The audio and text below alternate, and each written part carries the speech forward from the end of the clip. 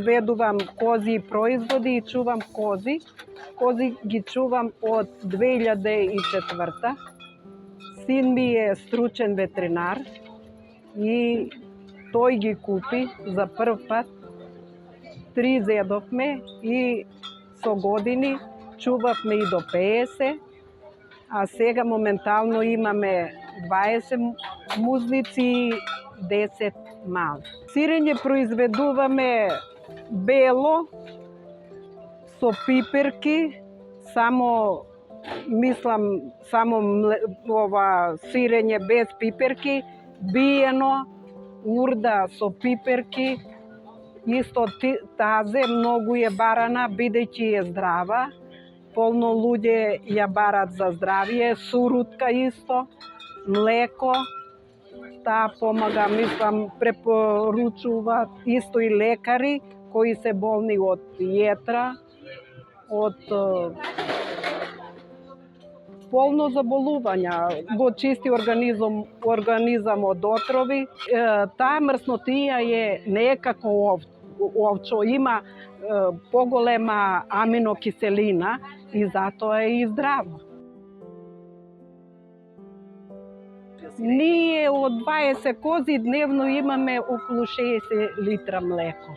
Јас 3 пати ги молзам, 3 пати сирам, 3 пати се тоа во момент кога се измолзе, одма да се подсири, се значи треба тоа да се преработи веднаш. Тоа е млеко, не стои за тоа и нема да биде млеко, сирење како што треба, значи се на време и треба хигиена. Едно биено кило сирење за да дојде тука треба од 18-19 литра млеко, кило сирење да излезе, а белото од 8-9 литра кило бело сирење.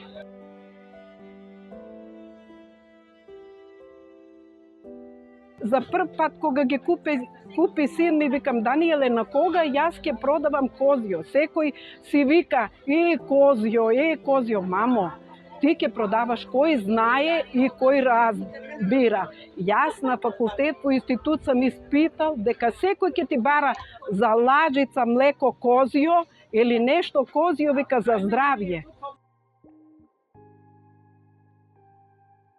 И јас сум со виша стручна спрема, имам работено 16,5 години во фирма, текстил. Маш ми исто таму работеше, ама останавме без работа, без плата. Имавме 2 студента. Кога останавме без работа, син ми како ги купеше, купи кози и со тоа произведувавме.